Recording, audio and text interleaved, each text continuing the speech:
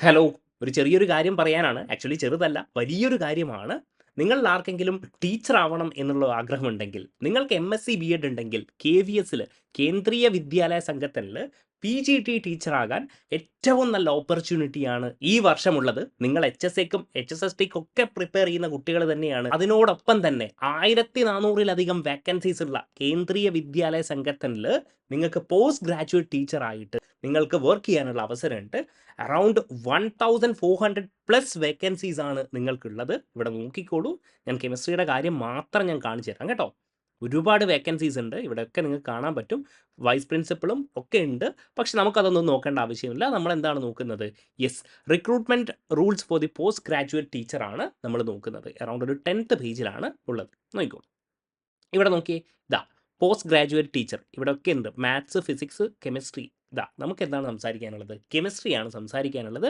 നോക്കിയേ, കെമിസ്ട്രിയിൽ എത്ര വേക്കൻസിയാണ്? 1403 വേക്കൻസീസ് ആണ്. അപ്പോൾ ആർക്കെങ്കിലും MSc കെമിസ്ട്രി ഉണ്ട്, BEd ഉണ്ട്, എന്തായാലും നിങ്ങൾ ഇത് അപ്ലൈ ചെയ്യണം. പെട്ടെന്ന് തന്നെ നിങ്ങൾക്ക് ക്രാക്ക് ചെയ്യാൻ പറ്റുന്ന എക്സാമാണ്. നിങ്ങൾ ഒരുപാട് എക്സാംസിന് പ്രിപ്പയർ ചെയ്യുന്ന കുട്ടികളുമാണ്, എനിക്കറിയാം. അതുകൊണ്ട് തന്നെ നിങ്ങൾക്ക് ഏറ്റവും നല്ലൊരു ഗോൾഡൻ ഓപ്പർച്യൂണിറ്റിയാണ് KVS PGT എക്സാം. നോക്കിക്കോളൂ, ലെവൽ 8 നോക്കിയേ. പേയ്മെൻറ്റ് സ്കെയിലൊക്കെ നോക്കിയേ. 47,600 ഒക്കെയാണ് സ്റ്റാർട്ടിംഗ് പേയ്മെൻറ്റ് വരുന്നത്, അപ് ടു 1,51,000. നോക്കി, ലെവൽ 10ഉം 11 ഒക്കെ ആകുമ്പോൾ ഓഫ് കോഴ്സ് അതിന് മുകളിലേട്ടേക്ക് നിങ്ങൾക്ക് പേയ്മെൻറ്റ് വരും. ഇനി നിങ്ങളുടെ ക്വാളിഫിക്കേഷൻ നോക്കണേ.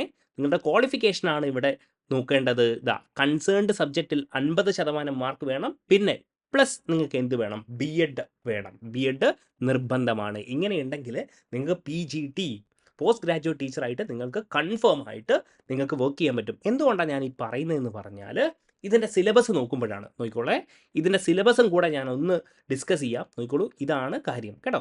1403 വേക്കൻസീസ് ഉണ്ട്. പേ സ്കെയിൽ ഞാൻ കാണിച്ചു തന്നു. നിങ്ങളുടെ ക്വാളിഫിക്കേഷൻ ഞാൻ കാണിച്ചു തന്നു. ഇനി നിങ്ങളുടെ എക്സാമിനേഷൻ സിലബസ് നോക്കി.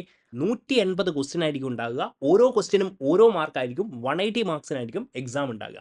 ആൻഡ് നോക്കിക്കോളെ, നമുക്ക് എന്താണെന്ന് ഇമ്പോർട്ടൻ്റ് ഇവിടെ നമ്മുടെ സബ്ജക്റ്റാണ് ഇമ്പോർട്ടൻ്റ്. കാരണം എന്താ? ഈ സബ്ജക്റ്റ് നോക്കി നിങ്ങൾ.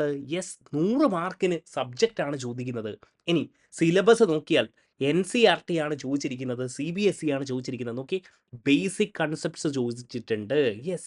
അതേപോലെ structure of atom, classification of elements, chemical bonding, chemical thermodynamics, equilibrium, redox, organic കെമിസ്ട്രിയുടെ basic principles, hydrocarbon solutions, electrochemistry, kinetics, DNF, coordination, haloalkane, alcohols. അതായത് നിങ്ങളുടെ +2 കംപ്ലീറ്റ് ഓർഗാനിക് മുഴുവനുമാണ് ചോദിച്ചിരിക്കുന്നത്.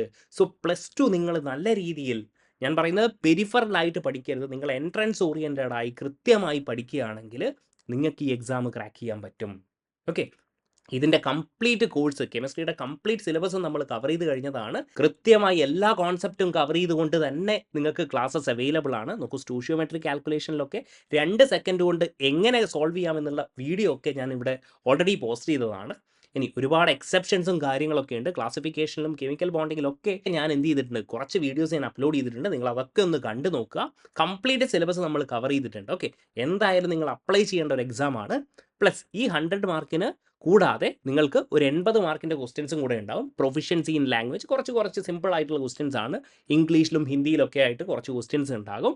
പിന്നെ ജനറൽ അവയർനെസ്, റീസണിങ് ആൻഡ് പ്രൊഫിഷ്യൻസിയിൽ 20 mark ഉണ്ടാകും. And perspective on education and ലീഡർഷിപ്പിൽ 40 questions ഉണ്ടാകും. നമ്മുടെ കട്ട് ഓഫ് എന്ന് പറയുന്നത് അറൗണ്ട് ഒരു 135 to 140 ഒക്കെയാണ് വരുന്നത്. അപ്പോൾ നിങ്ങൾ എന്താ ചെയ്യേണ്ടത്? നിങ്ങൾ സബ്ജക്റ്റ് നല്ല രീതിയിൽ പഠിക്കുക. 100 മാർക്കിൽ 100 മാർക്കും സ്കോർ ചെയ്യുന്ന രീതിയിൽ നിങ്ങൾ പഠിക്കുക. അങ്ങനെ തന്നെയാണ് നമ്മുടെ ക്ലാസ്സസ് പ്രൊവൈഡ് ചെയ്യുന്നത്. കൃത്യമായി എല്ലാ കോൺസെപ്റ്റുകളും കവർ ചെയ്തുകൊണ്ട് അതിൻ്റെ പ്രോബ്ലംസ്, അതിൻ്റെ വീക്ക്ലി എക്സാംസ് സ്റ്റഡി പ്ലാനോട് കൂടി തന്നെ നിങ്ങൾക്ക് പ്രിപ്പയർ ചെയ്ത് തന്നിട്ടുണ്ട്. നമ്മുടെ ആപ്പിൽ ക്ലാസ്സസ് ഒക്കെ അവൈലബിൾ ആണ്. അതുകൊണ്ട് തന്നെ പെട്ടെന്ന് തന്നെ നിങ്ങൾ ജോയിൻ ചെയ്യുക. കാരണം സമയം കുറവാണ്. ഓക്കെ, അപ്പോൾ 100 മാർക്ക് നമ്മൾ സബ്ജക്റ്റിൽ നമ്മൾ നേടിയെടുത്താൽ ഈ 80 മാർക്കിൽ നിന്ന് ഒരു 40 ക്വസ്റ്റ്യനോ 45 ക്വസ്റ്റ്യനോ നിങ്ങൾ നേടിയെടുക്കുകയാണെങ്കിൽ നിങ്ങൾക്ക് ഷുവർ ഷോട്ട് ആയിട്ട് നിങ്ങൾക്ക് PGT എക്സാം ക്രാക്ക് ചെയ്യാൻ പറ്റും. ഏറ്റവും നല്ലൊരു ഓപ്പർച്യൂണിറ്റിയാണ്.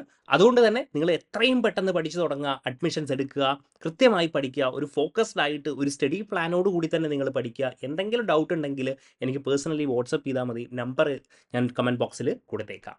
All the best guys.